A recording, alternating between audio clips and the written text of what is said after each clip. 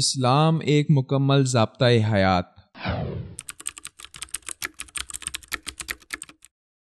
کبھی سوچا ہے ہر بات کے پیچھے یہودیوں کی سازش کیوں اور کیسے ہوتی ہے؟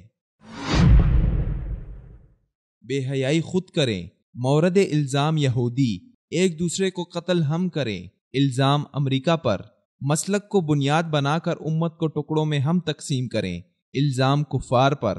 کبھی یہ کیوں نہیں سوچتے کہ ہم کیا کر رہے ہیں؟ اللہ تعالیٰ خود قرآن میں کہتا ہے کہ یہود و نصارہ تمہارے دشمن ہیں، تو پھر ان سے گلہ کیسا؟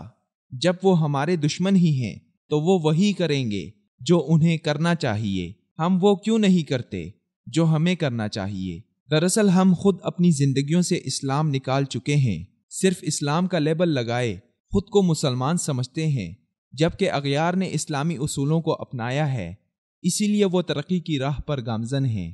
یہ دنیا ہے بھائی، یہاں اللہ تعالیٰ انصاف سے کام لیتا ہے، یہاں ہر انسان وہی کاٹے گا جو وہ بوئے گا۔ اللہ کسی کی محنت کو ضائع نہیں کرتا، بھلے ہی وہ پرلے درجے کا کافر ہی کیوں نہ ہو۔ جھوٹ ہم بولتے ہیں، زنا ہم کرتے ہیں، معاملات ہمارے درست نہیں، چوریوں اور لوٹ مار سے ہم باز نہیں آتے، قتل و غارت گیری ہم میں عام ہے، مسلکوں کی بنیاد پہ ہم ایک دوسرے کے گلے کاٹ رہے ہیں، دجل و فریب کو ہم فخر سمجھتے اور کرتے ہیں، پھر یہ گلہ کاہے کا کہ ہم ترقی نہیں کر رہے، ہمارے معاشرے میں امن تباہ و برباد ہو چکا وغیرہ وغیرہ۔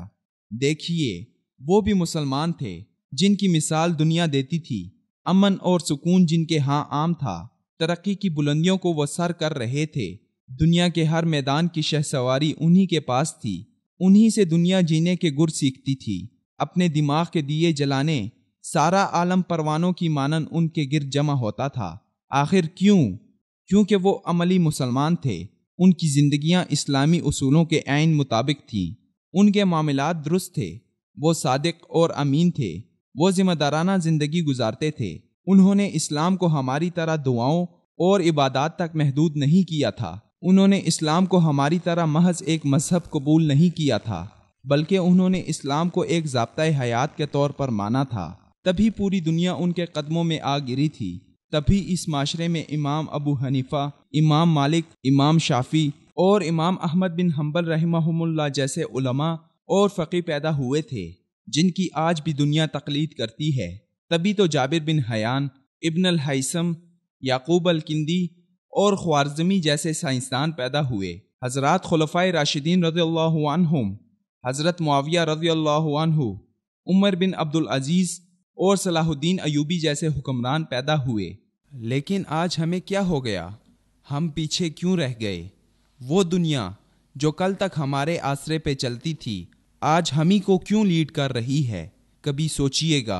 اقبال جب یورپ سے اعلیٰ تعلیم کے حصول کے بعد لوٹے تو کسی نے پوچھا، علامہ صاحب آپ نے یورپ اور برصغیر میں کیا فرق دیکھا؟ تو اقبال نے کیا خوب جواب دیا، ایک ہی جملے میں دونوں معاشروں کی تفریق بیان کر ڈالی۔ ان کا جواب تھا، میں نے یورپ میں اسلام دیکھا لیکن مسلمان نہیں، جبکہ برصغیر میں مسلمان تو دیکھا لیکن اسلام نہیں۔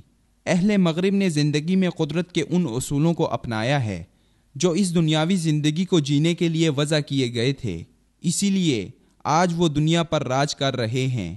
اب بھی اگر پھر ہمیں اپنے اس کھوئے ہوئے مقام کو پانا ہے تو وہی اصول اپنانے پڑیں گے جو اللہ نے ہمارے لیے بنائے ہیں۔ اغیار کو شکست دینی ہے تو عملی میدان میں کودنا پڑے گا، اپنے معاملات کو درست کرنا پڑے گا، زندگی کی گاڑی کو اس کے فطری اصولوں کی شاہراہ پر چلانی ہوگی، اسلام کو تقریروں اور تحریروں سے نکال کر عملی زندگی میں اپنانا پڑے گا، ورنہ محض بددعاؤں سے ہم اغیار کو شکست نہیں دے سکتے۔ مختصر یہ کہ اسلام کو صرف ایک مذہب مت بناؤ، اسے اپنا ضابطۂ حیات بناؤ۔